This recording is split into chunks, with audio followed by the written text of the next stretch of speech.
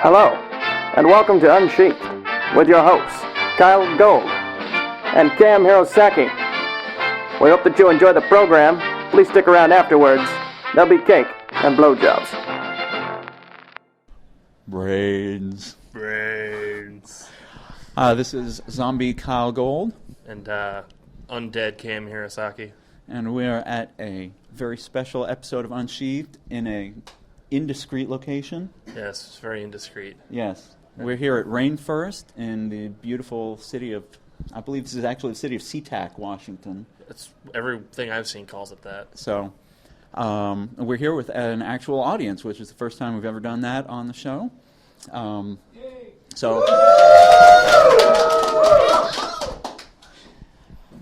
this is a How to Write Furry Erotica panel, which we have taken over and perverted to our own ends. And we are going to sit here and record people for about as long as it takes, I guess. So we just want to start off taking questions? Or do we have something prepared to talk about?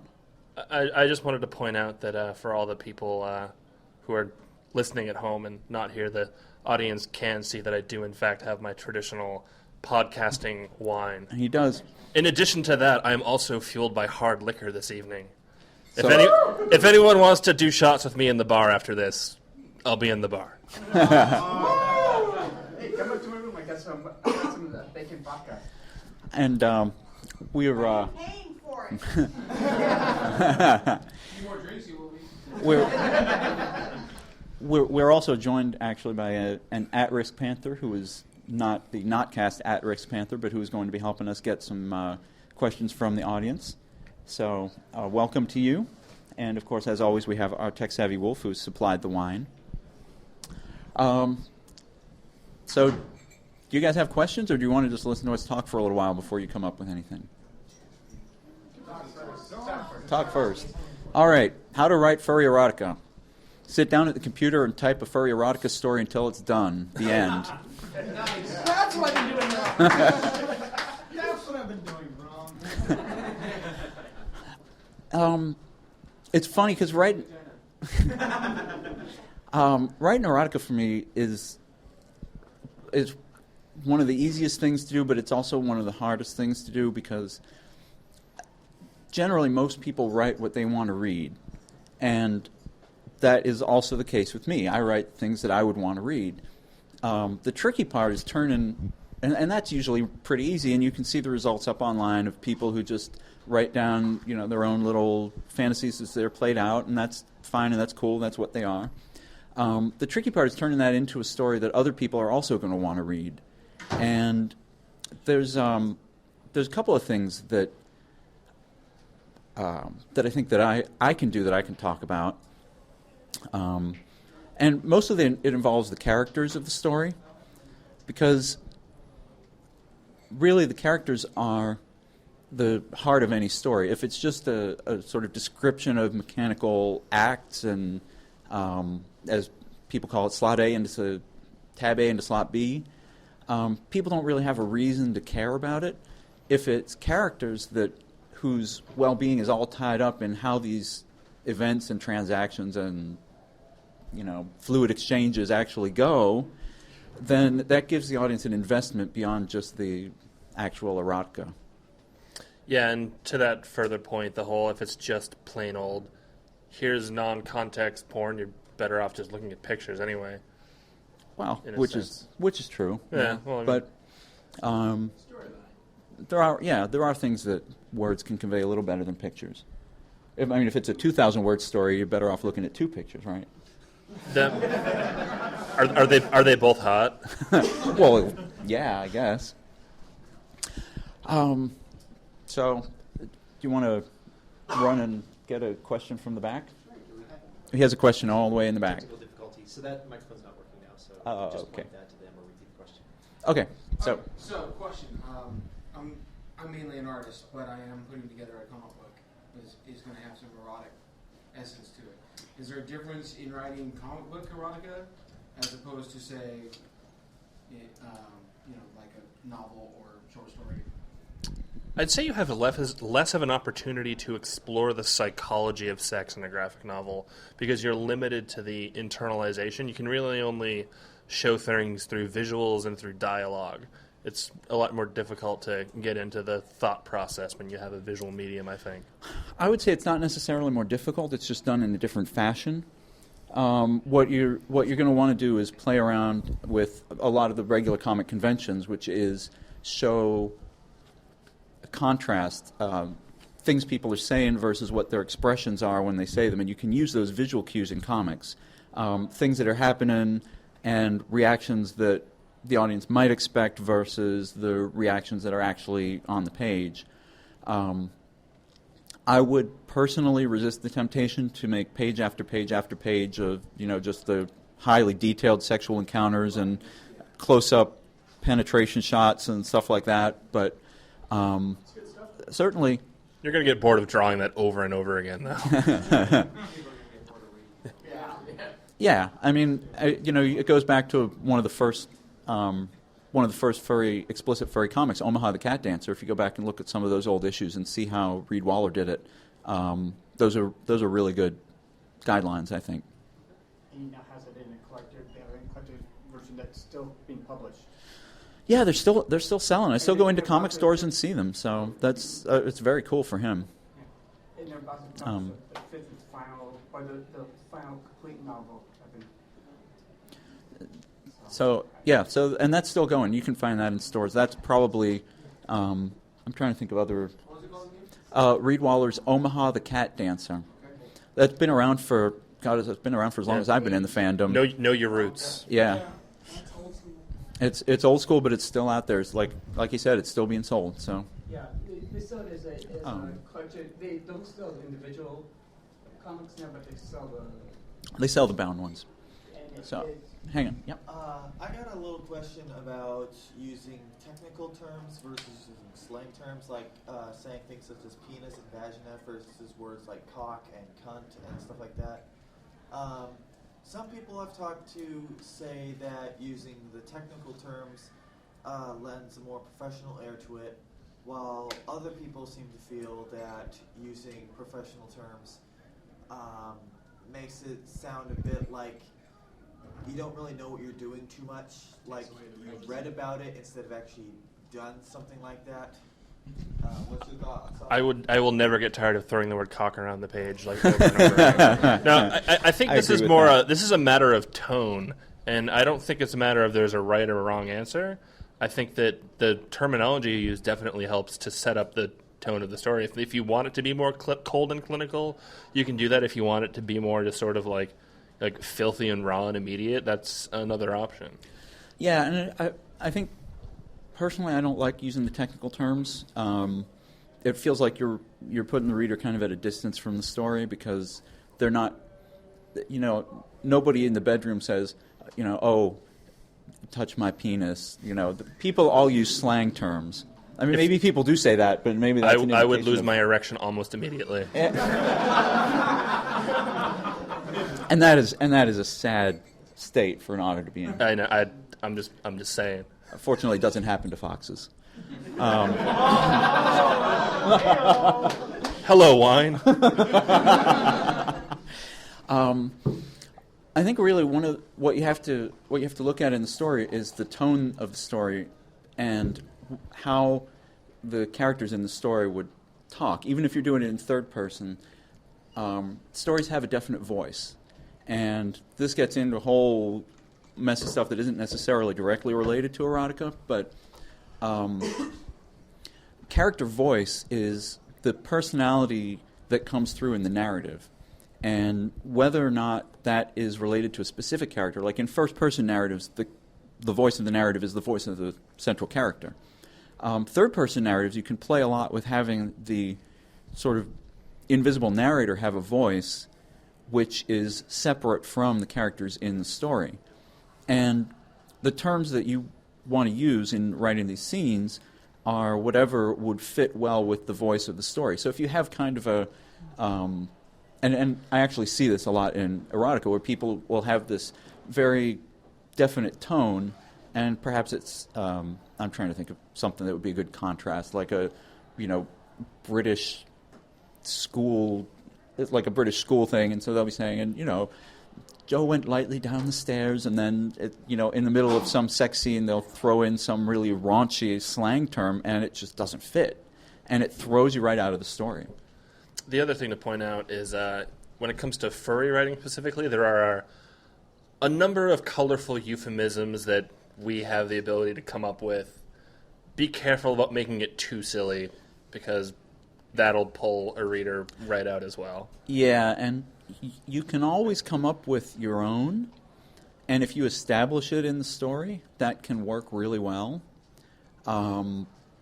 If you just sort of pull it out of thin air, and you're going to really either confuse the reader or make them laugh, and you want to be careful about that.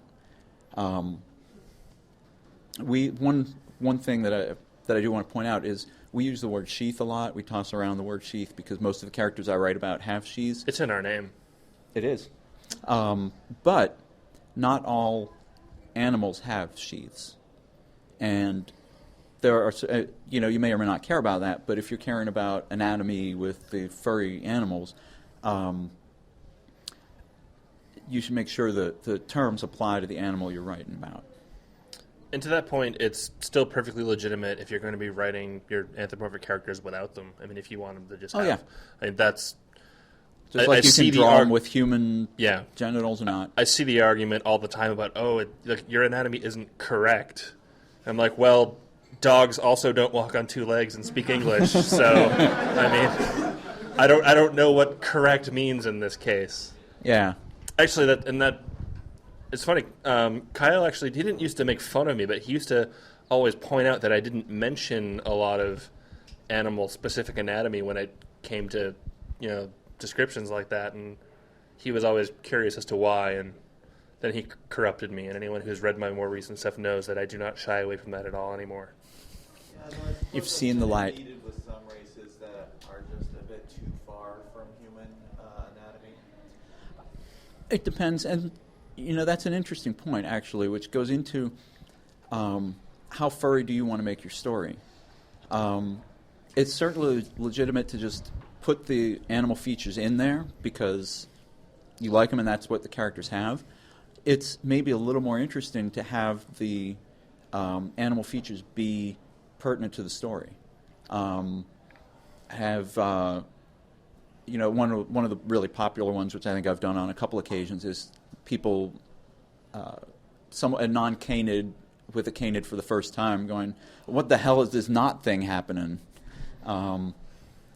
With you've got all kinds of possibilities with other animals, but I mostly write canids, so. Yeah, the main thing I was talking about, the thing where it's kind of necessary is creatures like salamanders and stuff, where they really don't use the same method that we do, so it'd just be too weird and different for most readers. Which would be an interesting point in the story. I mean, if you had a salamander and a otter who fell in love, how would they have sex? What about insects? I really think that this is really all just a matter of it boils down to the degree of anthropomorphism that you want to adapt for the story. And for many stories, it's not even going to matter what you do. I mean, if it's not going to be relevant and you don't describe it, I mean, there's perfect leeway where if the mechanics of the sex aren't so critical to what you're saying, you can just leave the descriptions out and the reader can imagine what they want there, and there's nothing to contradict it one way or the other. And that's a great tool to use when you're writing stories is you don't have to describe everything. This is something, and I was talking I was talking about this a little earlier today. All writing is a balance. You need to balance between giving the reader too much description so that they get kind of bored, or not enough description that they get lost and don't know what's happening. And then there's a little sweet spot, so to speak, where the reader has enough information to envision the scene, but not so much that it's kind of overwhelming them. And that applies to erotica and sex scenes as much as it does to anything else you write. I have a question up here. We were talking about tone a little bit earlier, and One thing I've been sort of wondering about is I've been reading Nancy Kress's book on tone, on characterization and tone, and she was talking a lot about how characterization and tone get defined a lot in a couple of critical moments: fights, death, and sex. And she went into great detail talking about how to talk about sex depending on what your goals are. And then right as she got up, she said, yeah, your goals can basically be, you can be using sex to deepen a relationship, you can be using sex to show conflict, or you can be writing sex for pornography. And that was the entirety of what she said about it. And that was really not very useful because, in fact, I am writing sex for pornography.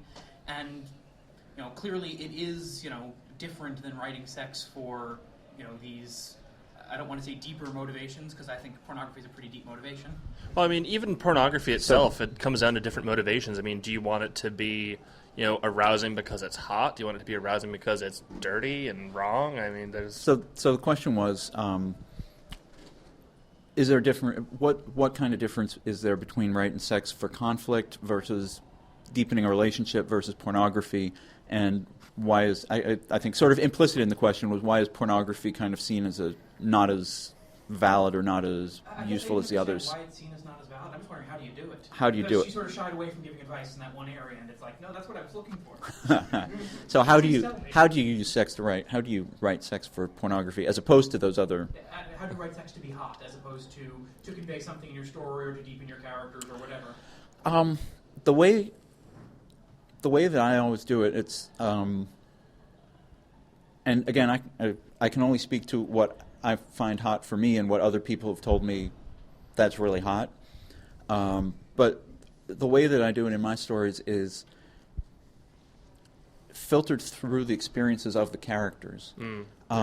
If it's a lot of just, then, he touched and stroked and then this happened and then he put his mouth there and then this happened, and you're not getting so much of it's not that hot. But if you incorporate the character's reactions and feelings to what's going on, then you sort of pull the reader in sympathetically to feeling at least a little bit of the same thing. Yeah, and this comes back to I mentioned, writing about the psychology of sex earlier. If you can put the filter of why the character thinks it's hot, that'll project itself onto the reader's experience. Just with any emotion you're putting through your character. Yeah, exactly. And I've written about fetishes that I don't particularly have, because I've written a lot of stuff and it gets boring if I just write the same stuff over and over again. And also because I'm curious a little bit about, some people find this really enticing and really hot, and what is it about that? And so I write a scene in which these things happen and these characters do have sex in this particular way or in this particular fashion.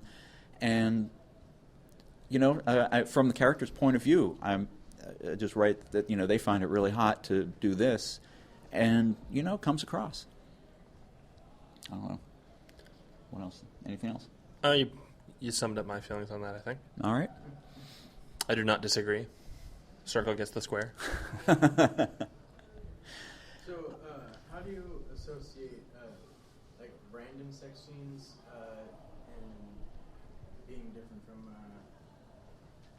climax sex scenes to the point to where there's some points where random sex scenes happen and it's kind of surprising while at the same time exciting. But I haven't really figured out a way to make that happen without it being entirely random and not exciting. So, So the question was, how do you just sort of insert a random sex scene, but make it pertinent to the story, make it exciting? I would say if it's a long enough story that the scene itself can just sort of be random, I would almost just say skip it and don't do it. If it's a shorter piece and it's just sort of about the sex happening, it's easier to shoehorn in. Yeah, I would kind of say if you're shoehorning it in, you should think a bit more about the context.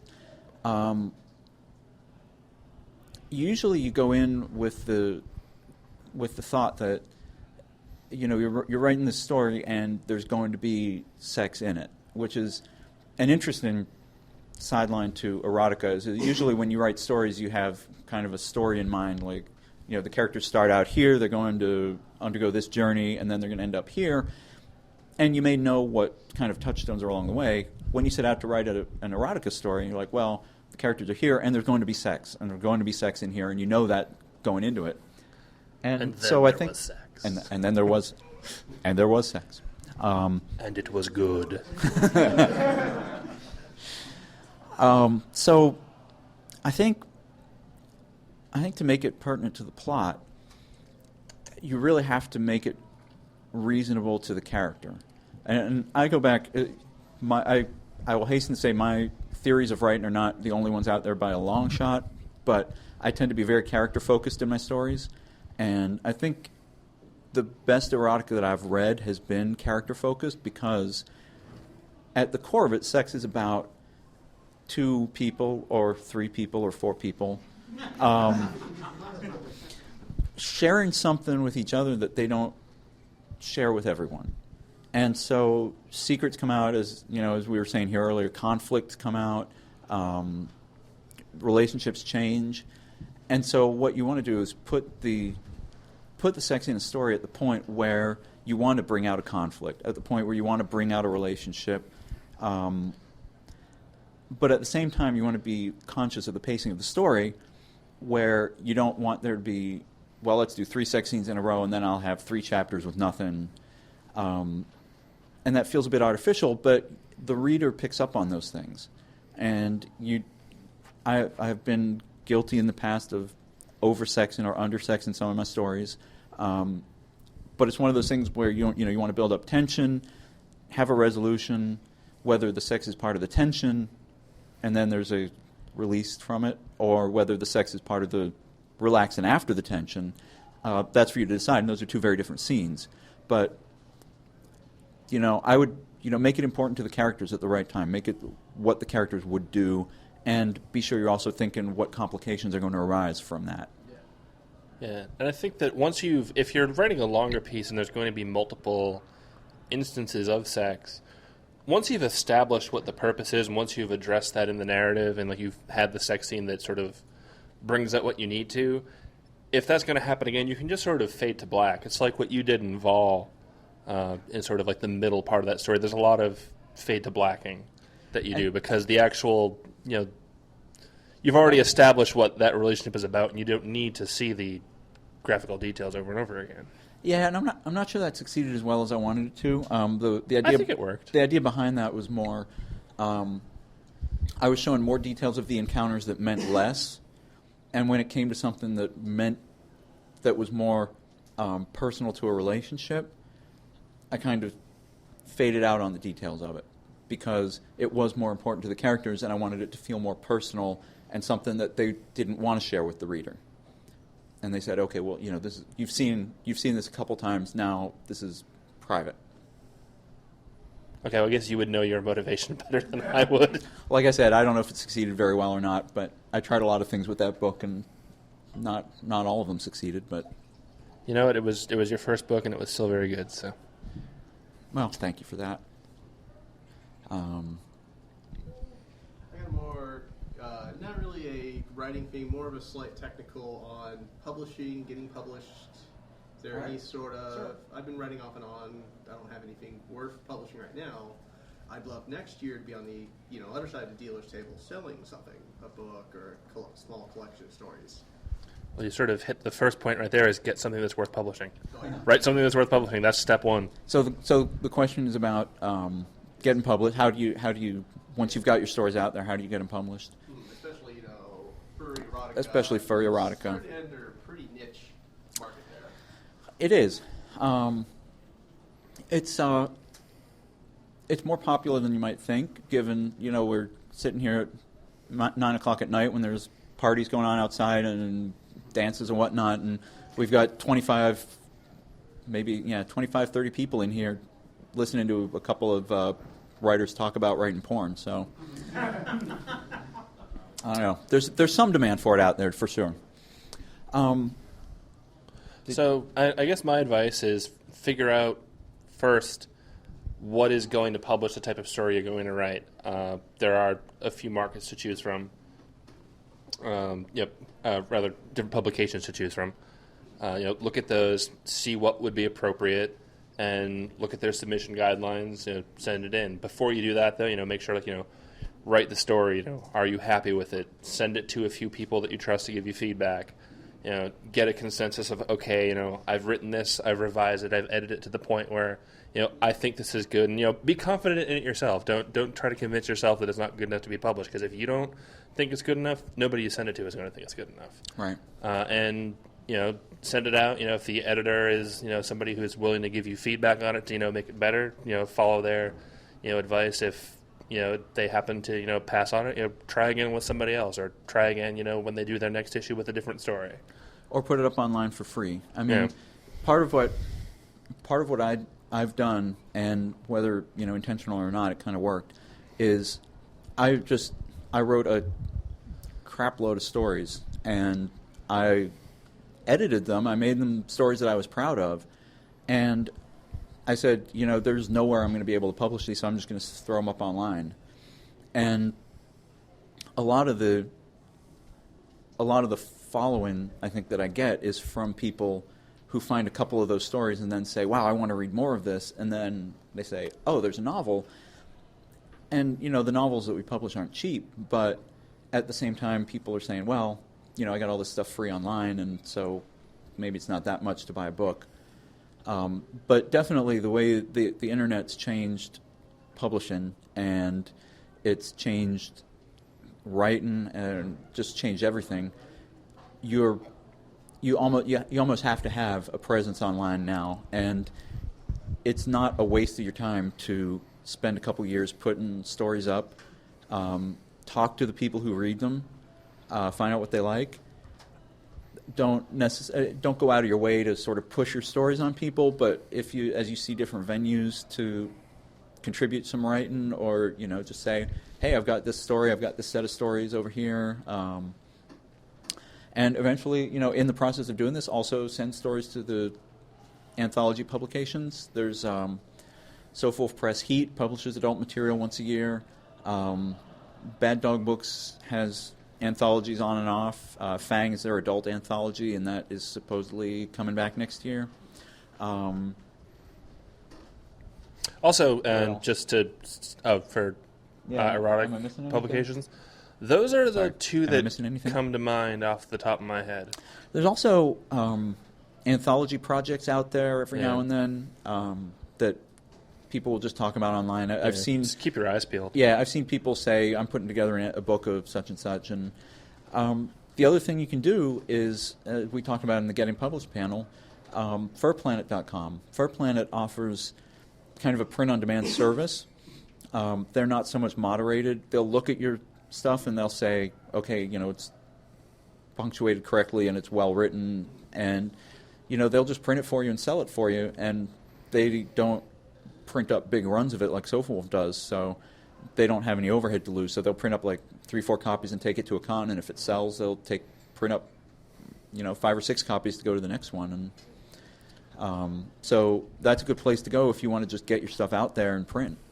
And also, just to sort of close this, there's no shame in, okay, I wrote this story and no one wanted to publish it, so I guess I'll just post it online. And there's nothing wrong with that. I have way more stories that are just posted online than have been published anywhere. And even after I start getting things published, I don't think of it as a failure. As okay, I wrote this story, I'm just going to put it online. It's just a matter of okay, it's you have an audience and you sort of have this, this is what you're doing. You get your work out there, and you have an audience, and you have to satisfy them somehow or another. And they're great to give you feedback. Yeah. They may not give you good, critical feedback you'd get from a workshop, but people will write in and tell you, I get comments like, I really love this character. I love how this character, handled the situation. Please write 4 sequels with him in it. Also, I have a couple questions. They're kind of tied to each other. Do you specialize in just novels or graphic novels and comics, or do you do all of them? I mostly do short stories and novellas. The question was about our specialization in sorry. Comics, graphic novels or short stories. So just to repeat that, because their questions aren't coming up. I apologize for jumping on the questions each time they come up. I'm used to a different format on this. You're also drinking. That's not the reason. I'm just oblivious. I was giving you an out. We still have half a bottle of wine left, and I'm not even the only one who's drinking it. So go ahead. So yes, about Answer the question. about form. Yeah, I mostly write short stories and longer short stories, which there's not really a good word for. 'Cause you Novella? can't- Well, novella. Well, Novelette. no, but when you get something, it's like 12,000 words. That's technically a short novelette. story. Yeah, okay. But that's terminology that people probably don't know. Yeah, I mean... If you tell a random person on the street, I wrote a novelette, they have no idea what you mean. No, but they get the idea. It's like a little novel kind of Okay. thing. Even though these are the... I mean, what we usually go by is the Hugo Award categories, which are short stories up to 7,500 words, I think. Novelette is 7,500 to 15,000. Novella is 15 to 40. And I think novels are over 40. Even though 40 seems really short for a novel, but I think it is considered a novel by Hugo standards. 40 or 50,000. It's either 40 or 50, yeah. That's one of those two. Longer than that, what would be considered longer than a novel? A really long novel. Like novels just keep going on. A mini series. The question was what is considered longer than a novel, and yeah, a really long novel. They don't give out, otherwise it would be like a trilogy, So, a Neil Stevenson novel. do you So- like graphic novels too, or is So I write novels and short stories and novellas and novelettes and whatever. I mean, I say the story finds its own length. I am working on a graphic novel project that will be out next summer. I've done the script for it, and it's now in the hands or paws of the artist, who is going to work on doing some layouts, and then he and I'll go through and we'll do the final dialogue. And that we're hoping to have that out for Anthrocon next year. So, yeah. It's like, and also I'm having trouble with appropriate pricing is actually kind of a challenge for me. I usually do graphic novels as well.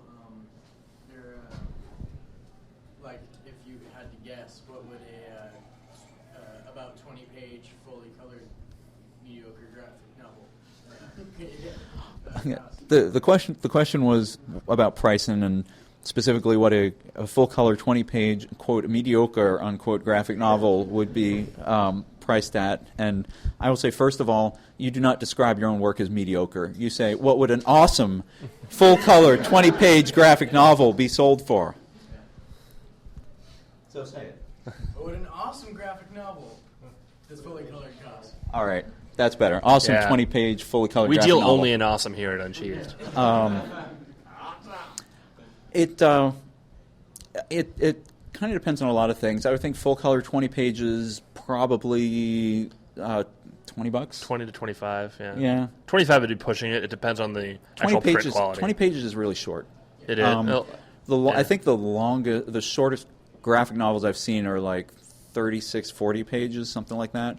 So 20 is kind of short, I would say, but full color is expensive too, and it depends also on the print run. Well, If you're I'm talking about 10 pages front and back. Sorry, I meant to say that. right, no, I know. Yeah. That's we That's don't what it really means, 20 like pages front and back. we don't really develop and produce our own material. Yeah, so it's kind of I'm hard just for us going to by say.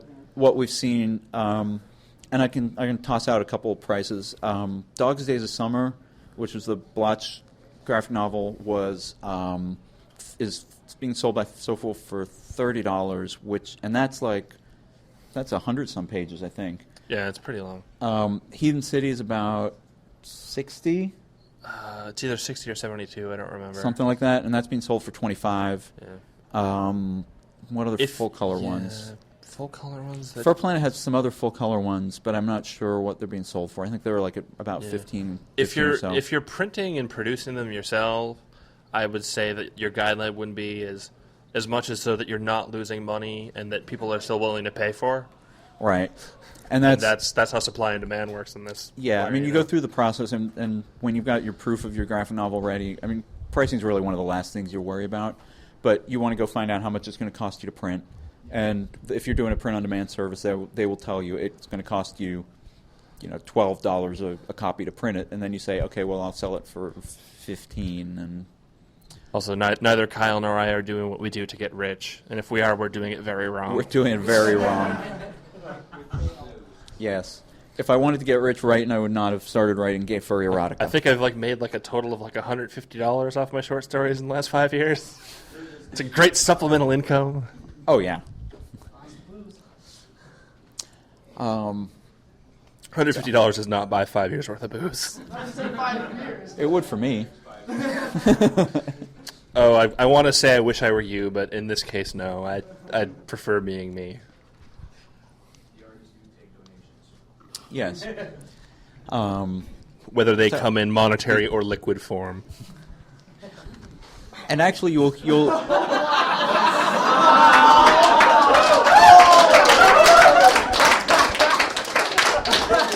I knew I was going to do that at least once tonight. I knew it was going to happen. And as you can see from his... He knows I don't do this on purpose. I honestly just do it. It's just the way my brain is wired. No, he doesn't. And if you've listened to some of our earlier episodes where he just sort of busts out laughing at something, it's because he said something, and I'm like, oh my God, how does he not realize what he just said? And I pointed out, but yes, I think he realized it before I did that time. I should just say, it's like when people say, how did you get into writing furry erotic? I should say, I didn't intend to. I just sort of ended up doing it and didn't realize that's what I was doing. It's like, oh, wait, and there's totally this sexual tension in the scene that I didn't put in there, and suddenly they're fucking, and I didn't realize wait, I wrote it. about a cock. Oh, well, yeah, he is going down on him there, isn't he? How long does the foreplay last? How? I mean, should it not? When you're writing a story, should the foreplay not be as long as the actual? In sex or in a story, if you're just, or should it? Because you're trying to build up the suspense of the. So the question is, how long should foreplay last, and when you're writing a scene, as opposed to the actual sexual act itself, which some people consider foreplay part of the sexual act, but I would say it is. I think, like anything else, there's no real easy answers, and also, it also depends on when you say foreplay stops and sex begins. But and if you have a really short fuse, and the foreplay is the only part you really get to enjoy. How far do you go to not gonna make a comment on that. Every single muscle in your body. But I would say, again, it depends on what you're trying to relate in the scene.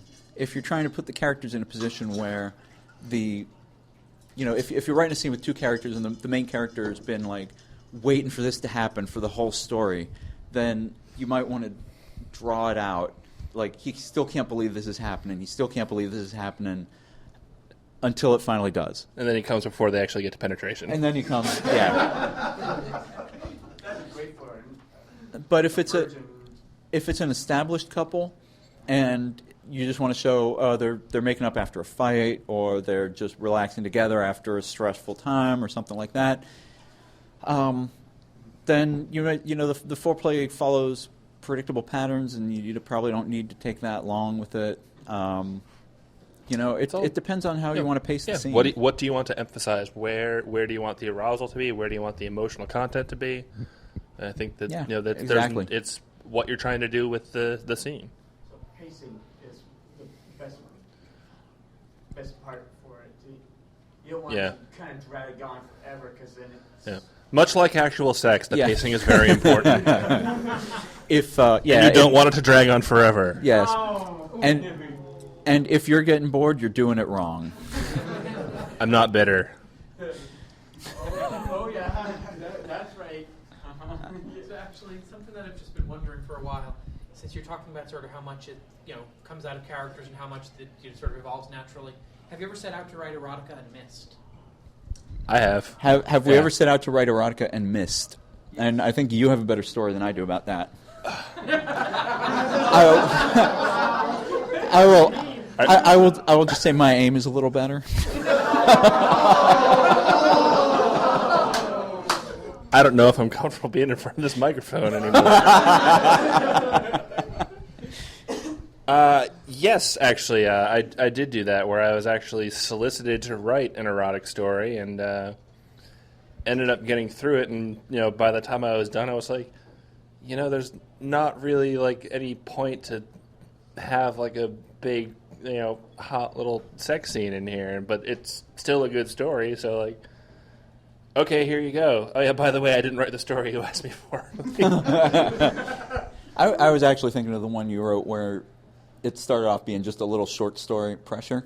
Oh, Pressure. Okay, I was thinking of the one from like 5 years ago. Oh no, I was thinking of Pressure. Oh yeah, Pressure. Yeah, where I had just come back from vacation and just like a number of things in my head, and I had been very stressed out at this time of year just because of the RL and that sort of thing. I was like, to reward myself, I'm just gonna damn write real this. life. Yeah, damn you, real life. To reward myself, I was like, okay, I'm gonna go and I'm just gonna write like a 4,000 or 5,000 word, just quickie, like okay, like hot erotic story, just like okay, like sex, done, the end.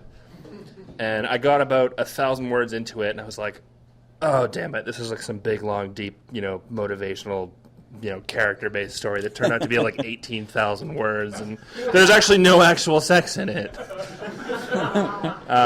Which I'm really happy with how it came out. I think it's probably the best story I've written this year. It's really the only big one. Was it? Yeah, it was this year, actually. Because I started You're writing right. it after I got back from Furry Fiesta. Yep. For my part, I've had several times, mostly in the course of writing the novels. The novel is coming out in January, Shadow of the Father. Has very little sex actually in it, and I think the scenes that are in there are good, but it just ended up not being really as raunchy as sort of the last book I wrote. Yeah. But there is awkward sexual tension between the characters. There is awkward sexual tension. Plenty of it. So that counts for something. Oodles. And also, because someone else brought it up earlier, so I'm thinking about it right now, when we did our little story exchange last year, I guess it was, and we decided to write stories about each other, I'd intended to just write a fairly embarrassing story about Keiim Hirosaki where he's wandering through a world where lots of sex is going on and he gets to have a lot of it. And I approve of this idea. It turned into actually similar to yours, kind of a more of a emotional story with a message, and it turned out to be a message about writers and writing and their interaction with the characters as they write them, which I hadn't intended as I was starting out. So I don't know if that's a miss, but it's probably not a bullseye. Well, actually, and I actually was really happy with how they came out because I actually thought that the emotional message was really touching, and it certainly resonated with me, which I hope that's what you were aiming for. And it was also really hot. So considering it was about you. I don't know. I think that you hit your mark with me better than the mark I hit with you. You are always welcome to try again. Okay. But then you realize I'll have to also. Okay, we have a little scoreboard we can put up here behind us on the... Or we could just say we could do one a year, but we're running out of time this year. That's true. And the holiday season's coming up, and we're all really busy then. That is true. Busy, stressful, in need of release. Kit's always getting me drunk. Ask the crowd for what? Should you write the stories? Oh. Should they write a story again? So Kit thinks we should ask you guys, should we write another pair of stories about each other again? Yeah. All right. Well, now we have to. I think we're committed. And yes. I think I'm going to end up being committed. I was going to say, if we're not now, we soon will be. Let's have a brainstorm right here. We got a question in back. I write a lot of stories kind of randomly. I'll just wake up like 4 in the morning. I have a story. Go write it. I write these things rather randomly as well. Said that. But have you ever written a story where it has a storyline, and then you go to the sex scene, and you write the sex scene, you go back and read it. The sex scene completely overshadows the story in level of quality. The question is, have we ever written a story where the sex scene was way better written than the rest of the story? I believe is that the interpretation there. Wow. I suppose if you're going back and reading your own work and you're just thinking, will you hurry up and get to the sex already? Maybe as the writer you should just hurry up and get to the sex already. I mean, that's... Yeah, I'm sure. Yeah. I'm sure I've done something like that. It sounds familiar. It sounds like the sort of thing I would have done during the Erotic Furry Writing Challenge days when we had like a prompt and we had 3 weeks to write a story, and I was just like, okay, I'm throwing something out. And the whole idea of that prompt was, just get something out, get something done, get something written. So I know there were at least a couple cases where I liked the sex better than the rest of the story. So it happens. And then you just kind of go back and figure out, either you figure out, how can I fix the rest of the story? How can I bring it up to par? Or you say, I'll just, cut the rest of the story out and this will just be a sex story. I don't know. So as you're saying, you tend to write about what you want to read, and I'd agree that's true. So when you're in the middle of the sex scene, how do you keep writing? You want to? So the question is, you want to write what you'd want to read. So when you're in the middle of doing the sex scene, how do you motivate yourself to keep writing? As opposed to putting your paws to other use. Yeah. It's funny. This was actually a topic I wanted to bring up independently before we even brought the questions up, so I'm actually glad you're asking this. And not like that. I'm glad you're asking this. Hold on. I was actually talking. No, it was actually. Hirosaki just made a very distinctive gesture for those of you listening at home. Yes, and it did not involve the wine. No, so I was actually just talking to another fellow furry erotica writer earlier this week, and I was saying, hey, I've read some of your work. I don't see a lot of it, but what I have seen, I really like. And the response he gave back was, I get these ideas for stories, but I don't post most of them because I get off before I finish writing them, and then I just stop. And that's interesting because for me, writing erotica is not an arousing experience in and of itself, with a few notable exceptions, which I won't tell you which ones they were. You can use your imagination. But I think all erotica writers have a few exceptions. Yeah. Try to guess. You're probably better off guessing that than trying to guess what my initials stand for. Which, by the way, we've not gotten a correct response yet. We have not gotten a correct response, and it's probably because I'm kind of a jerk in the clues that I gave. But they're legitimate clues, but But anyway, go back to answering the question. Oh, yeah, back to answer the question before. So how do you... I guess it's, first of all, just if you can put yourself in a mindset to write erotically without being erotically overtaken mentally, then that wouldn't be an issue, I suppose. Otherwise, practice. You'll get better at it. It happens to everyone the first time. Yeah, I mean... Just do it and get back to writing when you're done and tired. Don't write when you're tired. I think, don't write when you're tired. I think part of the problem is that the kind of the subtext of the question is that if you do take a break in the middle of writing an erotic scene, that your motivation for writing the erotica will kind of be gone when you come back, or you will be less in the mood, as it were. I will say that for what it's worth, every time I've stopped being horny, I am eventually horny again at some point. Yes, I've never gone on and just suddenly never been horny again in the rest of it. But that does happen to people, actually. No, yeah, and in a legitimate response to that, and I can see where actually losing the momentum, not in a euphemistic sense, but just losing the momentum of any scene, really. If you can't put yourself back in the mindset you need to be in to write that scene, that's the problem. Yeah, and I think it's...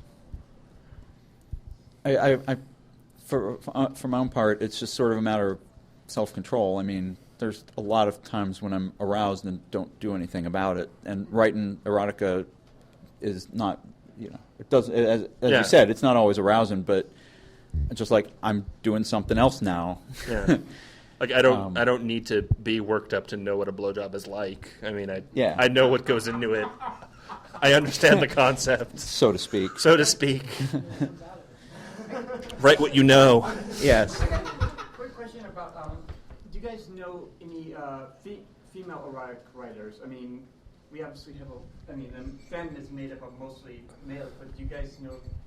Do we know of any female erotica writers or writers of female erotica? Well, because the answer to both is yes. Potigress writes in the collection X, which I see someone in the audience has right there. She has a second story, and she has a couple stories in Heat. Yeah. who else? And the people there really do a good job of trying to vary up the content, because the fandom leans kind of gay male, but the people at Heat are very conscious that that's only a part of the fandom, and they try to do straight erotica. There was a lesbian comic strip in the last one, albeit with dildos, but still both girls. But I don't remember who did that comic strip, actually. I don't know if you know. It wasn't the Tawny one, was it? No. Tawny was the Tawny was a 3-way. Oh, that's right. But it had two girls. It was the Birds.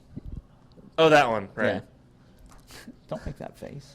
The people at home can't see my face. Just because they're girls. I wrote a story with a girl just this weekend. Oh, yeah. I wrote a sex story, but it's. I wrote a story with. So I wrote a story with 2 girls too. So. So, quick question. Do you think that you could make a successful story by inserting yourself as a character or otherwise into the story that you're writing? Do we think a story could be successful inserting yourself as a character in the story you're writing? I think we've just demonstrated that we're better at inserting each other. Yeah, no, that one wasn't intentional. For those of you, you just broke our tech-savvy wolf. Yeah, the reaction there was more to Kit than it was to me, because that one was a blatant setup, and I apologize. I cannot feign ignorance on that one. I think, in a way, I'm gonna take kind of the cop-out response. In a way, every time you write a story, anytime you write a story, every character, you're putting a bit of yourself into that character. To the more pertinent point of putting your persona or avatar or whatever you want to say into a story, I think it can be a successful story. One of the fantasy novels that I really like, the protagonist, the author wrote it as a teenager. It's called, it was The Infinity Concerto and Serpent Mage were the 2 books, and then he collected them as Songs of Earth and Power by Greg Bear, who mostly writes science fiction. But he wrote in the introduction that he wrote them at 17, and that basically it was about him and this girl that he was in love with who didn't love him back, and it was all teen angsty, but then he wrapped it in a really cool fantasy story. So it was basically him and all the stuff that he wished would happen to him. But I think that's more what you have to watch out for, is if you put yourself in the story, but you allow yourself to be a character in the story, and you allow, potentially bad things can happen, you don't always get what you want, and if it's a satisfying story, then sure. I mean, that would be my view. Yeah, as for literally writing myself into a story, I think it'd be way too self-conscious to do that at this point. Now that I actually have... And that's not to say it's a dumb idea to write yourself into your own erotic stories. I know that if you go to anyone's user account on Yifstar or something like that, I guarantee you that about 80% of them, if you look at the very first story they posted, they're in it as themselves, which is where most... I'll admit, it's not online, but the very first erotic story I ever wrote was about me. I mean, no shame in it. There's no shame in it. I may be an exception in that I want to say I don't think I've ever done that specifically. You just write a ton of foxes. I just write a ton of foxes, yes. And I did write an entire trilogy about a fox and a white wolf, so... Myrrh. Yeah, myrrh. Anyway, I don't know. Does that help? Yes. Do you find it difficult to combine humor with erotica? So the question. So the question is, do we find it difficult to combine humor with erotica? I find it difficult to write humor. Just period. Yeah. My stock answer to that is I think humor is probably the single most difficult thing to write. Yeah. And it's deceptive because everyone thinks that humor is really easy, and it's really difficult. That being the case, I like to think I've successfully written a few humorously sexual stories. I've gotten some good feedback on a lot of those. I think specifically in my case, the League of Canid stories that were published in Heat 4 and 5, with superheroes, they're online too, Don't Blink and Third Date, I think combine some lightness with erotica. Yeah, for me, I've got The Fox with a Broken Sex Drive, which just from the title alone, if you can't tell that that's supposed to be funny, then you haven't been in the fandom. And it is. I wrote that at work. Did you write your Desk Husky story at work, too? I did. I wrote my Desk Husky story at work, too, which is very appropriate if you have read my Desk Husky story. Tilo and the Desk Husky. Tilo and the Desk Husky. Yeah, It's about an otter at work, which has nothing to do with the previous question about writing yourself into a story, I promise. Of course not. Perish the thought. Starting from scratch is kind of... That's got light humor elements of this is how awkward and unintentionally hilarious first-time sex can be. Which I intended it to be funny, and everyone just said, no, that hits way too close to home, and it's just super awkward to the point that it's not hot, just like first-time sex is. Yeah. Which is like, okay, I guess I wrote it a bit too well. Too well. Yeah. I mean, I think inherently there's always something funny about sex. It's just silly. I mean, you know, the things people go through, the acts itself are funny, just the fact that everyone's letting go and they're not thinking about what they're trying to do or what is this person going to think of me. To a certain point they are, but then you move past that. But then also just all the stuff surrounding it. People tell lies about it. People tell stupid lies about it. People get embarrassed about the silliest things while fessing up to other stuff, and there's so much potential back in that to put humor, to view it in a humorous light. It's just, I find it really hard to write humor. And I have a ton of respect for people that can write humor on a consistent basis because it's really hard. If you think, I was going to say, if you think it's hard to write a sex scene that appeals to a lot of people, try writing something that a lot of people find funny. That is way harder. Yeah, you'll notice that the people who are well known for writing humor tend to be immensely popular because it's just such a hard thing to get right over and over again. Yeah. We have someone over there in the corner. How does competitiveness go into writing some of your stories? How does competitiveness go into writing our stories? You mean between each other, or between other writers, or between our characters in the story? Or? That you read probably far too many times, and you just think you have to outdo that somehow. That for me, that doesn't come up with a story that I've found written well.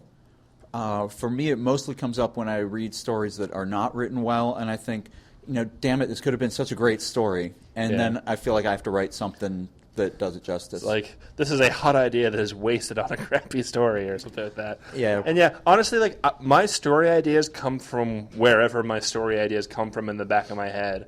I don't think I've ever intentionally decided to come up with a story idea ever. Yeah, I don't think so either. Which is just... Which is a sign that there's something wrong with you and that you're probably a writer. We do... Yes. Those two things are not mutually exclusive at all. We do work together pretty closely on stories a lot of the time. We trade drafts back and forth before we show them off. And so I think there's a certain amount of overlap that's crept into our stories. I know that I wrote something recently, which I've not released because I've submitted it to Heat, but it had a very Hirosaki-like ending. Oh, God. And he made me read that on a plane. That was not a good place to be reading that story. I need more wine. At least you didn't leave it in the seat pocket of the plane when you deplaned. Yeah. Which has happened with one of my books. Somebody left it on a plane. We never heard from it. I was waiting to hear from some airline employee or something like, oh my God, what the hell is this? But they just, I think, I took have it two home. questions. One, what is up with these Fox people having sex? And two, where can I get more of it? Well, for both answers, go to sofawolf.com. Have you ever heard that? We have another one in the back. Hold a sec. I wrote a story. It was my third or fourth one. I posted it online. It was dragon character and otter character, and out of all of my other stories, and some of them were even better, the damn thing got more hits than anything else. And I'm like, what the hell? It's not even that good. So the question is, why do certain stories get more popularity and hits than other stories when, in the mind of the author, they are not as good? This is a subject I believe we're both fairly familiar with. Well, you're talking about how, like, your otter story, got more hits than anything else, and I believe that Kyle's most popular story on Yivstar is Aquifers, which has an otter in it, which I guess just says that otters are super hot and everyone loves us. Write stories about otters. Write stories about otters. I'm trying to remember there was one story that I wrote that had an unusual tag on it because I used the tags on Yivstar, and was it? Oh, it was the Ashley because of the cross-dressing, right? I put the cross-dressing tag on, and it got a ton of hits and a ton of favorites. And it's not. I liked the story, but I didn't think it was particularly, It was cute. stood I out liked that it. much. It was cute, and it was very different, and it was kind of, fairy tale with sex, and cross-dressing, gay sex and cross-dressing, and foxes and stuff. Yeah. And weirdly football, but just tangentially. Yeah, which, cross-dressing, football, it's a theme you've came back to explore later on. I have. Actually, I wrote that after I think I wrote the Actually, that's other true. one. But yeah, so certain tags, for whatever reason, and we have not figured this out yet either, certain tags attract attention. Yeah. And it may have been that it was a dragon. If you don't normally write stories with dragons, it may have been something else that was in there. It may have been something where one person read it and said, wow, I love this story because of this specific thing, and told all their friends about it, and everybody went to look at it. That happened every damn time. So, and speaking about the bit of keywords about how Ashley got a bunch of hits probably because of the cross-dressing tag, this is actually kind of interesting. I think it was either earlier this year or last year, FA released the results of their top 10 search terms. And the number one search term for Affinity was vor.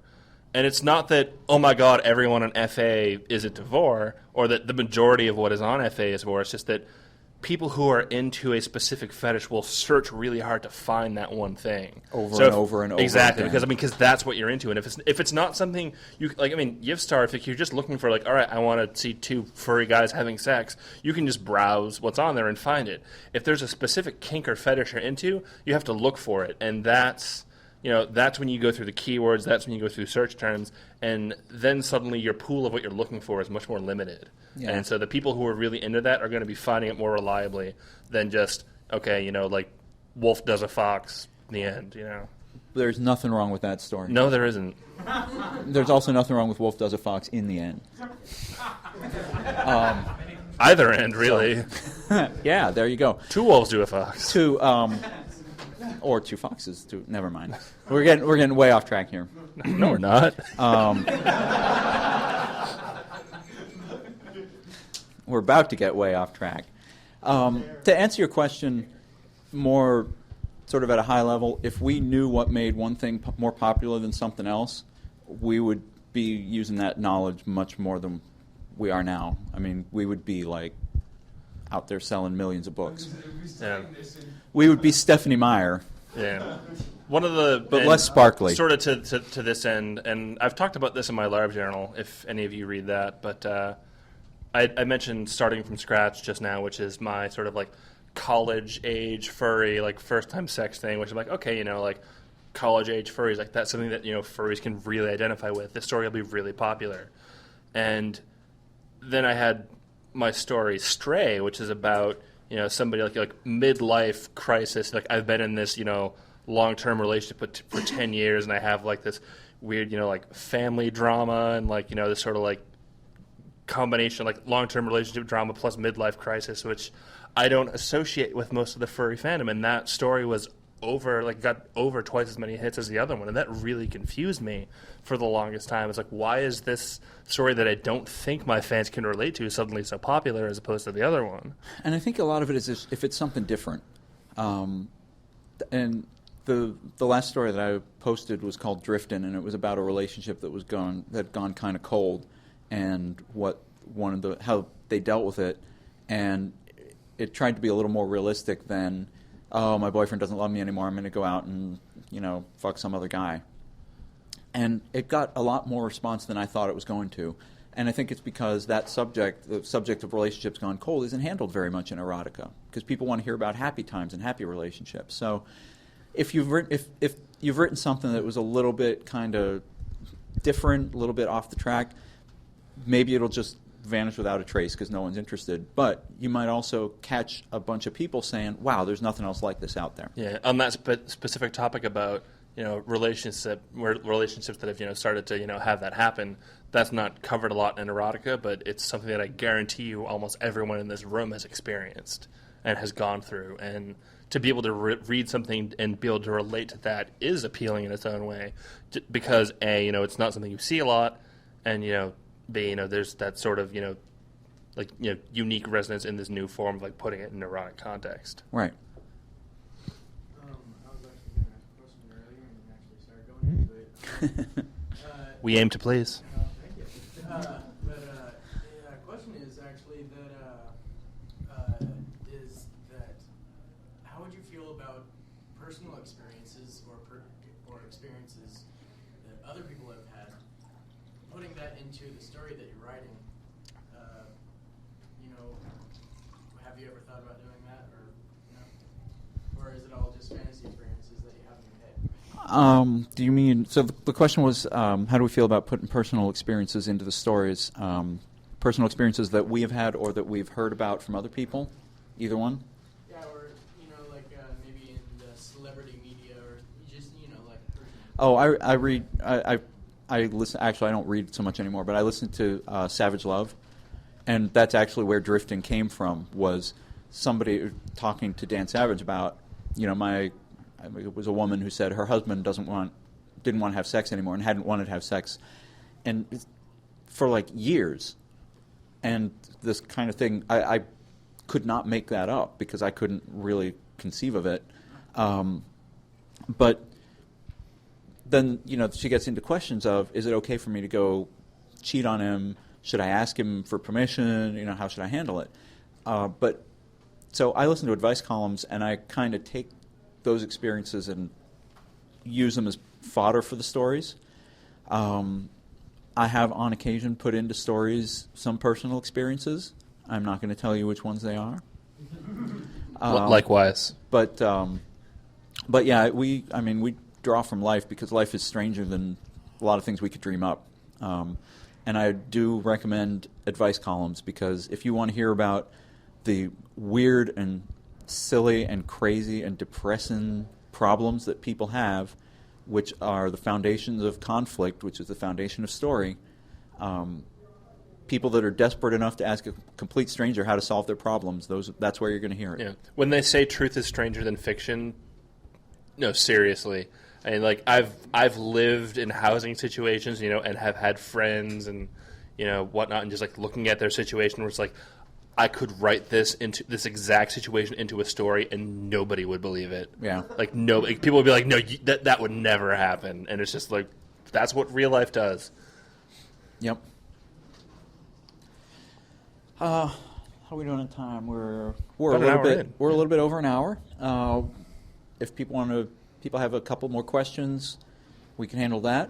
If people want to wrap up, we can do a little quick summing up and get y'all out of here to what's going on tonight. Is there a dance? Oh, 2 dances. Sure. There's a lot of hilarity outside the windows from the pool area, so I suspect there's lots of other fun things going on. So any last words from the audience? Great show. Really liked it. Then thank you so much for it. Well, thank you all for listening. We appreciate your listening and your participation. And oh, hello. Wow. We has Foxcock. We does. We've hang on. We've both been rendered temporarily speechless by this. Hirosaki-san is going to put the microphone by this down. Lovely piece of artwork, which we finally have something to post up on our FA account. So we will post it if you're not getting a good look from the back. I say, sir, if you're taking sketchbook commissions later in the con, let me know where you are. That's Zavian. That Zavian. That's your Furfinity name as well. Go check him out. He has a good grasp of anatomy. I'll tell you that right here. And so does his character. And so do his characters. Yes, we'll keep it up on the table. If you didn't get a good look in the back, you can come up and take a nice gander at it. And those of you at home, check out the Unsheathed FA page. I'm hoping by the time this podcast is up, we will have the picture up as well. But yeah, so thank you all for coming and spending part of your Saturday night with us. And you have anything else to add? No, other than just, to second that, I am really thrilled with the turnout tonight. Yeah. And has anyone, actually, just real quick, has anyone here not listened to the show before? Wow. That's even more of a surprise than how Very many people nice. showed up. Yeah. Wow, that is... I didn't even think to ask that. Yeah, but- no, I hope that you do. You can find us... Yeah.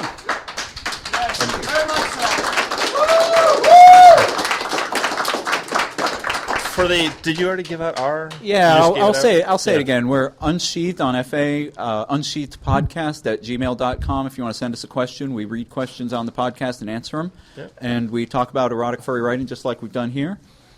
We also have our own individual accounts on LiveJournal and FA. We do. I am Kyle on FA and Kyle Gold on LiveJournal. And I am KM Hirosaki, all one word on LiveJournal, and KM_Hirosaki on FA. All right. And I post stories and journal entries, talk about Yep, we stuff. chat a lot. If people post on the live journals, we usually talk back. I try to answer all my emails, and if you have questions about writing, I love to talk about writing. So go ahead and send me questions. KyleGold.com/contact is where you can find my contact info. And go forth and write good furry erotica, and leave your brains up on the table for us, please. Yeah. And with that, we will leave you from RainFurrest. I'm Zombie Kyle Gold. And this is Undead KM Hirosaki signing off from SeaTac.